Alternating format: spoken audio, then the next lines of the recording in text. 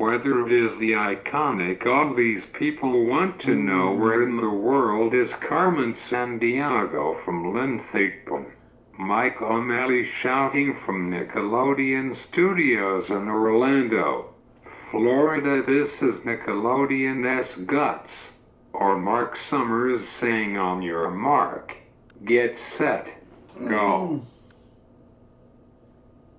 To the contestants in the toss-up challenge, children's game shows were a staple of my childhood. On the weekends there were children's game shows on all the time on Nickelodeon intermixed with reruns of Hey Dude and Salute Your Shorts.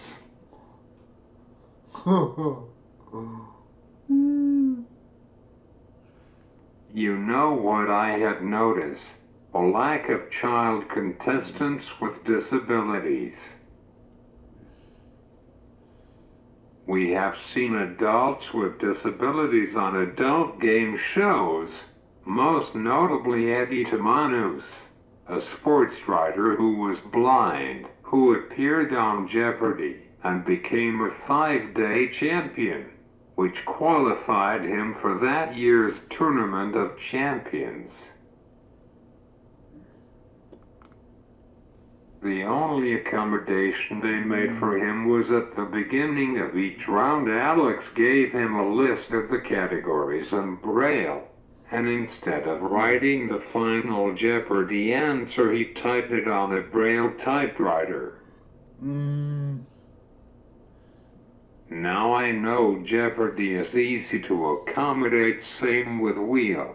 Just get a teammate to spin if you're in a wheelchair, or have a non-physical game on The Price is Right, but for children's game shows where the sets are larger than life, well, that is tricky.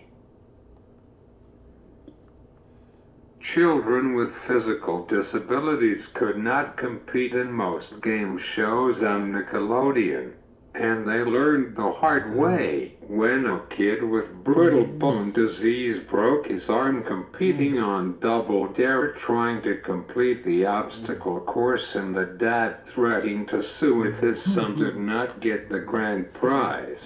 But here is the thing. I think they designed the sets and the game elements without really acknowledging or empowering all children. For Nickelodeon, when they went from the green vegetable silver ball era to the orange splat, labeled themselves the first network for kids, I have to laugh.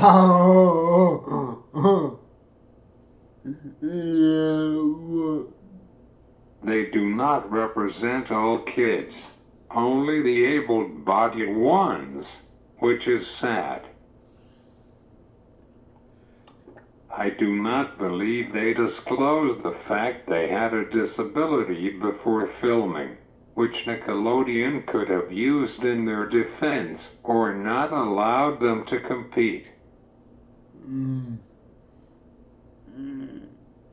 Not that Nickelodeon did special episode like having a child with a disability on Hey Dude, and the cast learning that just because you are in a wheelchair you should not be treated any less different, but it was not a recurring cast member, which is sad.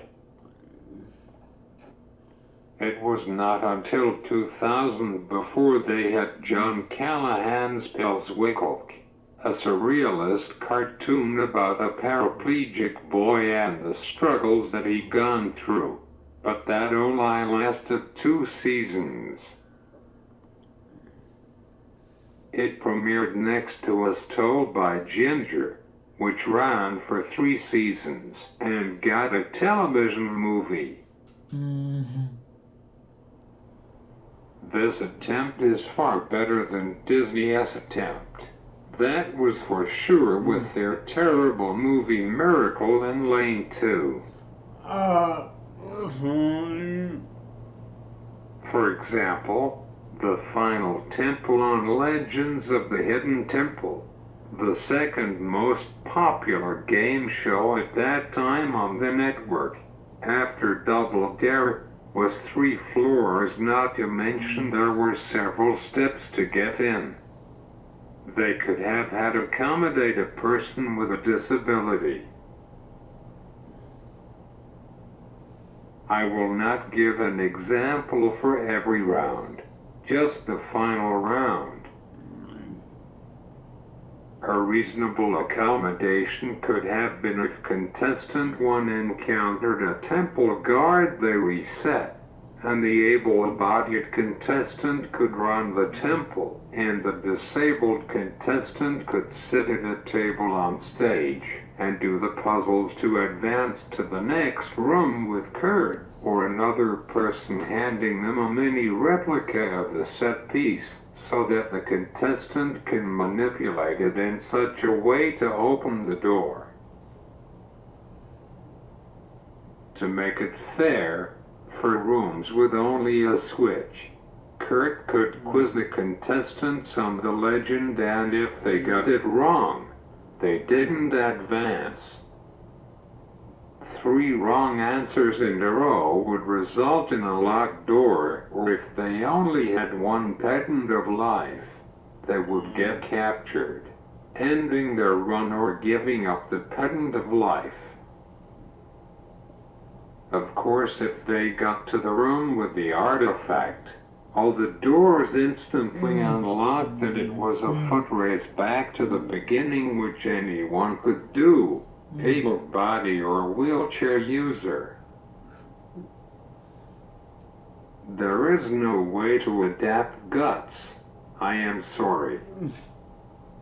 Even with aerial bridges and elastic cords, a person with a disability could not compete and make it fair unless you have 3 disabled contestants and you do it like the Paralympics.